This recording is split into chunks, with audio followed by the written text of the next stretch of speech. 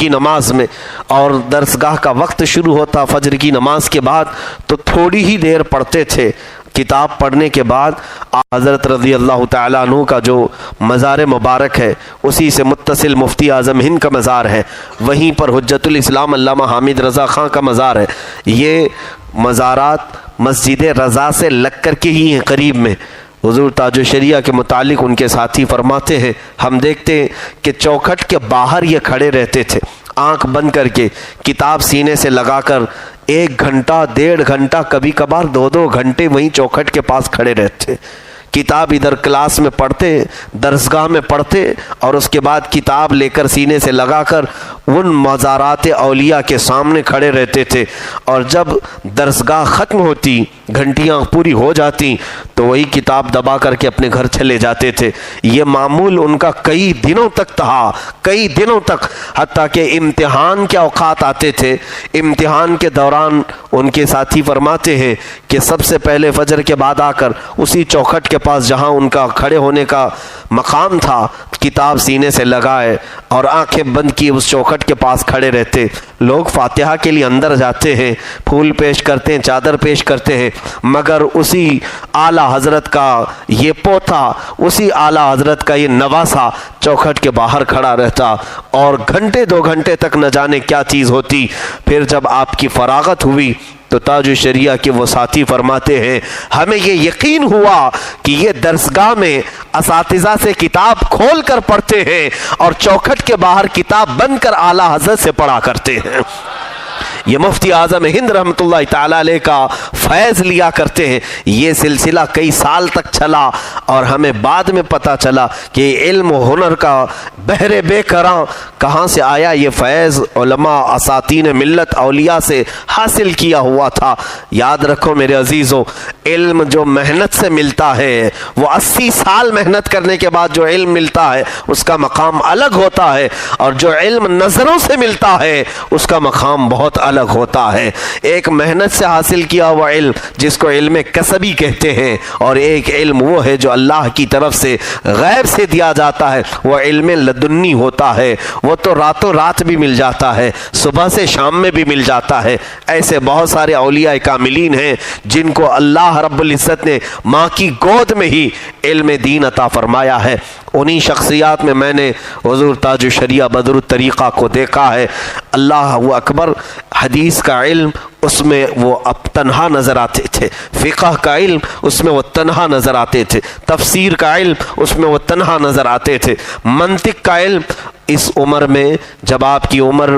آخری زمانے کی بات میں کر رہا ہوں، آپ کی ظاہری زندگی کی، کہ ہم جب آپ کے ہاں پڑھنے کے لیے موجود تھے کئی کمزوریاں لاحق تھیں، باوجود اس کے منطق کا علم ایسا ہے جس کو جوان اساتذہ پڑھاتے ہیں عام طور پر تو بھی پیشانی پر پسینے آ جاتے ہیں۔ یہ ایک خشک فن مانا جاتا ہے۔ مدارس اسلامیہ میں پڑھنے والے طلبہ اچھی طرح سے جانتے ہیں، اساتذہ پڑھاتے پڑھاتے تھک جاتے ہیں، اور ایک ایسی کتاب جو اصول کی ہے، جو منطق کی ہے، وہ جب اساتذہ پڑھا کر تھک جاتے ہیں تو حضور تاج الشریعہ کے پاس وہ ایسی پیچیدہ عبارتوں کے لیے طلبہ کو بھیج دیتے ہیں۔ میں خود کئی عبارتیں لے کر کے حاضر آیا ہوں۔ ظہر کا وقت ہے، نماز سے پہلے بیٹھے ہوئے ہیں کرسی پر، صرف عبارت سامنے والے طالب علم نے پڑھا، آپ نے دیکھا بھی نہیں کتاب کو، اور بغیر دیکھے اسی کا حل بیان کر دیتے تھے کہ یہ کتاب میں اس عبارت کا یہ معنی نکلتا ہے، اس لائن کا یہ معنی نکلتا ہے، اس کا یہ ترجمہ ہو سکتا ہے۔ اس طرح بیٹھ کر کے روزانہ آپ کا حال یہی تھا، علم کی موتیاں بکھیرتے رہے، علم کی موتیاں بکھیرتے رہے۔ اسی لیے میرے رب ذوالجلال نے قرآن میں فرمایا، اے ایمان والو، اللہ سے ڈرو اور اس کے سچے بندوں کے ساتھ ہو جاؤ۔ سچے بندوں کے ساتھ ہونے کا فائدہ ہم نے دیکھا، ان کی کوئی محفل بری نہیں ہوتی، سچوں کے ساتھ بیٹھا کرو، اٹھا کرو۔ اے میرے عزیزو، آج محفلیں تلاش کیوں نہیں کرتے علماء باعمل کی؟ آپ سیکھیں نہ سیکھیں ان کی مجلسوں میں بیٹھ کر کے اٹھ تو آیا کرو۔ تھوڑی دیر جو تم وقت گزارو گے ان علماء باعمل اور صالحین کی محفلوں میں، دیکھنا تمہارے دل سے گناہوں کی محبت ختم ہوگی، تمہاری آنکھیں حیادار ہو جائیں گی۔ ان مجالس میں بیٹھنے کے بعد غیب سے تمہیں ایسا احساس ہوگا کہ علم کے لیے میرا سینہ کھلتا جا رہا ہے، کشادہ ہو رہا ہے۔ ہم نے وہاں ان محفلوں میں یہی دیکھا۔ ہوتا کیا ہے، یہاں دوسری محفلیں غیبت کے لیے ہی تو سجائی جاتی ہیں، اس کی برائی، اس کی برائی، اس کی چغلی، اس کی چغلی، کس نے کیا کیا، کون کہاں کیا کیا کر رہا ہے، انہی چیزوں کے لیے تو یہاں محفلیں ہوتی۔ قسم رب ذوالجلال کی، تقریباً 6 سال کے عرصے میں ایک رات یا ایک دن یا ایک مجلس ہم نے ایسی نہیں دیکھی کہ ان کی بارگاہ میں بیٹھ کر کے کوئی غیبت کر رہا ہو یا وہ کسی کی محفل میں کسی کی باتیں کر رہے ہوں۔ آپ کی ہر مجلس میں، ہر محفل میں یا تو کوئی حدیث کی کتاب کوئی پڑھ رہا ہے اور آپ اس کی تشریح بیان کر رہے ہیں، یا تو خود وظیفہ پڑھ رہے ہیں اور لوگوں کو پڑھنے کی اجازت دے رہے ہیں، یا وہ بھی نہیں تو دور دراز سے آئے ہوئے لوگوں کو وصیت کر رہے ہیں، مرید بنا رہے ہیں اور انہیں تلقین کر رہے ہیں کہ تم وعدہ کرو کہ ہر برائی سے بچتا رہوں گا، ہر فرض ہر واجب کو ان کے وقتوں پہ ادا کرتا رہوں گا۔ کروڑ سے زیادہ لوگوں کو، یہ میں بلا مبالغہ کر رہا ہوں، کروڑ سے زیادہ لوگوں کو آپ نے اس بات کی تلقین کرائی کہ وعدہ کرو ہاتھ میں ہاتھ رکھ کر یا چادر پکڑ کر کے کہ میں آج سے ہر برائی سے بچتا رہوں گا، ہر فرض ہر واجب کو ان کے وقتوں پہ ادا کرتا رہوں گا۔ یہ جملہ تو روز کا تھا آپ کا، بلکہ دن میں کبھی کبھار 50 مرتبہ بیعت کرتے تھے، 50 مرتبہ۔ یہ میں عدد کے اعتبار سے اگر بتاؤں تو اس سے بھی زیادہ مرتبہ آپ بیعت کرتے تھے۔ ایک بار آئے مجلس میں بیٹھے، سب کو بیعت کیا، تلقین کیا، کہو کہ ہر گناہ سے بچتا رہوں گا، کہو کہ ہر بد مذہب سے بچتا رہوں گا، عورتیں کہو کہ نامحرم کے سامنے بے پردہ آنے سے بچتی رہوں گی۔ یہ تلقین کراتے مرید کرنے کے وقت، اور یہ بھی کہلواتے کہ ناچ گانے باجے سے آپ بچتے رہیں گے۔ جو آتے تھے وہ یہ وعدہ کر کے ہی مرید بنتے تھے، یہ وعدہ کرتے تھے، اور گئے محفل ختم ہوئی، پھر 2 منٹ نہیں گزرے کہ حضرت سے کہا گا کہ حضور اور کچھ لوگ آئے ہوئے ہیں، پھر ان کو پڑھانا شروع کیا۔ ایک مرتبہ ایسا ہوا کہ ہم نے یہ کہا بھی کہ حضرت آپ لوگوں کو اتنے مرتبہ مرید کراتے کراتے تھک جاتے ہوں گے۔ آپ نے فرمایا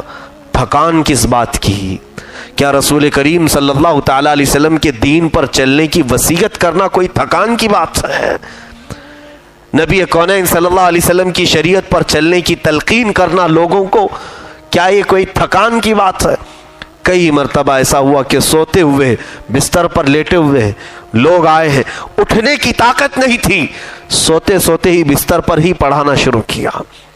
بستر سے ہی تلقین کرنا شروع کیا۔ اخیر زمانے میں تو آپ نے اکثر آئے ہوئے لوگوں کو سو کر کے ہی وصیتیں کی ہیں، لیٹ کر کے بھی کہا یہ اللہ والے کی شان ہے، بیٹھا ہو تو شریعت مصطفیٰ کی بات کرے، کھڑا ہو تو شریعت کی بات کرے، سویا ہو تو شریعت کی بات کرے۔ رسول کریم صلی اللہ تعالیٰ علیہ وسلم کے محبت اور ان کے عشق کا جام پلانا یہ سب کے بس کی بات نہیں۔ میرے عزیزو، جنہوں نے زندگی کا ہر لمحہ میرے آقا صلی اللہ علیہ وسلم کے دین کے لیے وقف کیا، تب رب تبارک و تعالیٰ نے ان کے جمال اور ان کے جلال کو لوگوں پر ایسا طاری کیا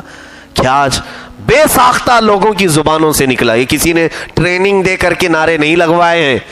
کسی کو سکھا کر کے یا بہت زیادہ ٹریننگ دے کر کے لوگوں کو نعرے کی تلقین کیے ہوئے ہوں، نہ، بلکہ بے ساختہ عام لوگوں کی زبان سے یہ نکلا، بستی بستی قریہ قریہ تاج الشریعہ تاج الشریعہ۔ جنہوں نے دیکھا نہیں وہ بھی کہنے لگے، جنہوں نے نہیں دیکھا وہ بھی یہ پکارنے لگے۔